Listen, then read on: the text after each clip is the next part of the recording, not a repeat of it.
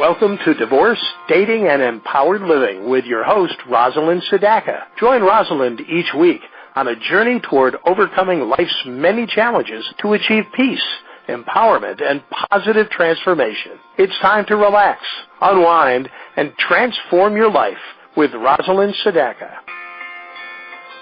Hello, everyone. This is Amy Sherman, and with very special guests today, we are on WGSN-DB, Going Solo Network, on the Divorce, Dating, and Empowered Living show. I'm very excited to introduce everyone to a very dear friend of mine and colleague. Her name is Bobbi Kraf. She is very experienced in the field of bereavement. And today we're going to be talking about moving on after grief and loss. I met Bobbi about 20 years ago at Jewish Family and Children's Service. She was running the bereavement program at the time when I was running the domestic abuse program. So she's been working in the field of grief and loss for quite a long time. She did support groups. She has also a lot of experience working with the elderly and all the care and services that they need. She is a very diverse social worker. She's a clinical social worker working with addicts, both men and women, and doing groups on empowerment and living your best life. So, Bobbi, I want to welcome you to the show, and everybody, this is Bobbi Kraf. Thank you, Amy. I want to start off by just asking you just a few questions. When you talk about grief and loss, there's so many different kinds of loss. There's a loss, a marriage through divorce, for instance. There's a loss when your partner dies, so you become a widow or a widower. You lose a job, which we have all experienced. You have a loss of a lifestyle when you become injured or sick and you can't live the way you used to do it. Is there, in your opinion, a difference between these kinds of losses and how people experience grief? Well, there is a difference in terms of the severity of the loss that you feel, in terms of the duration of that loss, how it's going to impact you. But most importantly, it really pertains to you as an individual because we are all unique persons or beings. We go through life situations unique to us based on many different variables. And what some people might find most difficult, other people may not find quite as difficult. Talk about the different stages of loss and grief, and not clearly defined, but most of us do go through all of those stages, but to different extents. And it may take one person longer to deal with the depression phase of the stages of grief and loss as it would for another person to deal with the anger phase of it. So it is a very unique situation and different for each of us, but very real. Yeah. And you've talked about develop a new norm. Can you explain what you mean by that? Well, when we go through any type of loss, whether it is the loss of a loved one, and depending upon what type of loved one, whether it's a spouse, a parent, an elderly parent, a sibling, a child, it creates a different life for that person who is surviving that loss. And it becomes very different, and it becomes your new normal because your life does change. When a loved one is lost, it does become life-changing. But that new normal takes hold, and it certainly does take to learn how to live that new normal life, or that becomes your new norm, so to speak. And it involves, certain things that we as individuals have to be able to cope with and to do and to go through it. Yeah, that makes sense. Do people say that there's one aspect of the loss that hurts the most? When you lose a partner, for instance, you're married 50 years and then you lose your partner, is it just being alone that hurts the most? Is it not having the conversation with them? What is the most difficult aspect, do you think, you hear the most from people who have gone through all this, devastating loss or tragedy? Well, I think with many people who have gone through the loss of a spouse or a partner, a life partner, it becomes the difference being perceived as a couple to becoming an individual person. I think in any healthy relationship, we are two individuals coming together. but that perception of being part of a couple, the social ramifications of that, all of that does change. And that for many people seems to be, quite honestly, the most difficult for them to come to terms with and to adjust to. Yeah, and they lose their friends, their couple friends, when they're no longer a couple, and I know that's so different people when they no longer have. And, and sometimes it does become very bitter, and people become very angry about that because they may have felt they were part of a group of couples, and they could have been, it could have been a long-standing relationship of many, many years. And all of a sudden they are a single person. And they'll come to realize, yes, my couple friends took me out once because it was expected that they do that. And, of course, they paid for me even though I wanted to pay my own way. And after that, they just don't extend the invitation that often. And it becomes very noticeable. And that single person can become very angry over that. And so we can't control other people's behavior, as we well know. So we just have to learn how to cope with those ramifications in the best way for us as an individual. And that can be very difficult to do. Yeah, it's something they're not used to. We work together with addicts doing groups on empowerment, and you did some grief and loss groups with addicts. It's a different kind of loss. With an addict, they had a friendship, a devotion, loyalty, call it what you will, to their drug of choice. And then when they're trying to get into recovery, there's that loss, which is so different. Can you speak about that and what the experience was for you working with that clientele? Yeah, it was really quite enlightening for me, having come from the realm of grief and loss to people dealing now with grief and loss tied to one's drug of choice and the different losses that they sustained as an addict. It was quite interesting because not only is it the loss that they're dealing with when they're in recovery to their drug of choice, but they're also realizing that they've lost many friendships along the way because of their addiction.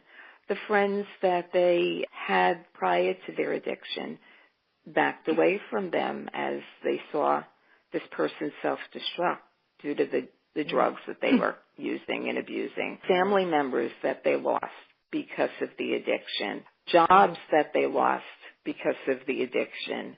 Their own nuclear families sometimes that they lost because of their addiction. So it was very different in terms of the losses that they've gone through when they speak of their drug of choice and that loss. Early on in their recovery, they're feeling positive about that loss because they feel that it's become a choice to them. So it's their choosing. So yes, after they go through that detox period and they are no longer physically tied to the drug, but of course they're still very much emotionally tied to it and the need for it. They speak about it, but they want to speak about it in terms of empowerment, that they are stronger in their choice to not use the drug any longer. So it becomes, the dynamics are very, very different and very interesting. Yeah, I know I also experienced the dynamic when I covered some of your group, and it's a love affair that they have with their drug of choice. So even just like somebody dying, they lost their lives, which I find very interesting. It's like a mental, physical, spiritual, and social loss that they're experiencing, as does anybody who is going through a loss, whether they lose their one through a death or their marriage. Yes. I'm going to take a break now. This is WGSN-DB Going Solo Network on the Divorce, Dating, and Empowered Living show, and we'll be back in a few minutes. You're listening to WGSN-DB Going Solo Network, Singles Talk Radio channel, where we take a lighthearted and candid approach to discussions on the journey of relationship loss, divorce, parenting, being single, relationships building, dating, and yes, sex. Join our listeners and begin living your best life. Yes, we are back, WGSN-DB Going Solo Network. We're talking to Bobbi Kraf about moving on after grief and loss. Bobbi, this is very interesting. Since you had done many groups with elderly people about their bereavement and moving on, what are some of the steps that someone could take to get past their grief and loss after they've been grieving for a period of time? Is there anything you specifically could suggest or offer, or what happens when somebody says, I'm ready to move on? Well, in the years that I ran the bereavement program at Jewish Family and Children's Service, we always did an individual assessment for each person coming into the program. People would call and say, if I don't come to a group, I will absolutely go crazy. And when I would ask how recent their loss was, they would say, it just happened last week. And so I would always give them the benefit of scheduling that appointment to meet with them individually, which gave them something to hold on to. And generally I was able to do that within a week's time. And when I would meet with them, we would go through what I would call their story, because each person that goes through a loss does have their story, whether it was a long illness or it was a short illness or it was very unexpected and sudden. Their story needs to be told. And there is certainly a lot of cathartic feelings that go along each time a person is able to share their story. And they would, and oftentimes they would ask many questions and always preface the question by saying, is this normal? This is what I'm experiencing now. And to all of their questions, I would often say, yes, this is normal, that you think you hear your loved one, or you think you actually see your loved one, or you have such strong memories that it becomes so overwhelming that you actually feel like you're being visited by your loved one. And yes, that is often the case. So having just the ability to validate their concerns and reassure them that they are, quote unquote, not going crazy is very comforting to them. But what I would also say to them is that most of the time I would ask them to wait a period of 6 weeks before they would start attending a support group. The reason being is that you need that time just to come to terms with the reality that, yes, in fact, you are dealing with this loss. Because oftentimes, whether or not there was a long illness preceding the passing of your loved one, or it was, most importantly, when it was very short and unexpected, there's a period of shock. And along with the shock, there's this disbelief. It really didn't happen. I'm going to wake up one morning and he or she will be there. And so it's important for that person to have that time to come to grips with this is reality, this is what's happening, and the beginning of some acceptance that their loved one is in fact no longer with them. And so 6 weeks was that time that was determined. Does that mean that 5 weeks won't do it, or someone might need 2 months or 3 months? And of course, because again, we're all unique in that respect, certain people, it may take 6 months for that reality to finally set in and for that shock and disbelief to wear off. But we'd start at 6 weeks. The sharing, the validation of the people, of the peers in each group that I did was so important to hear that, yes, no matter what someone's story was, someone else could say, I know exactly what you're going through because I experienced the same thing. And there is something so extremely comforting about that. Grief is a normal process that we deal with, we have to deal with after the death of a loved one. And there are certain steps that we really must go through, because if we don't, we tend to short-circuit that grieving process. And that really just complicates it and extends it that much longer. Well, that's why support groups, yes, the group process is so wonderful. Yeah, I hear you're going to say the same thing I was saying. It's a wonderful venue for people to be able to vent how they're feeling, to get validated, as you're saying, in sharing their story and knowing that they are feeling normal. That's a wonderful aspect of it, and that's why it empowers people. It helps them to move on. At some point, I imagine after so many months, people would say, I am ready to get back into living. If you have a divorce, you're mourning the loss of your marriage. People start go back into dating again when they feel they're ready and they're done. And certainly after you become a widow or a widower, a lot of people go back into dating as well. And I know as a dating and relationship coach, I see that all the time. People in their 60s and 70s are looking for another partner. So, at some point, very important point to make is that regardless of how your life was with the first person in your life and whether that relationship ended due to a divorce or due to the death of your loved one, we can go on and we are able to find ourselves in good, healthy, loving relationships going forward. And the reality of finding that is a wonderful thing, and it gives everyone a great sense of hope that life is not over for that surviving spouse of either the death of their mate or the divorce and the ending of the marriage. I find, and maybe you could speak a little about this, that when people find meaning and purpose after their loss, that they're able to move on. If they find, we hear of, the horrible tragedy of when people lose their children, then they develop foundations or, they're always helping and supporting other people in that who are experiencing that as well. They give themselves a new meaning and purpose in life, and that gives them the drive and the incentive to keep going, to move on, because as you said, there is life after these tragedies and these losses. Mm-hmm. And can you speak a little further on that? I agree with you completely in what you said.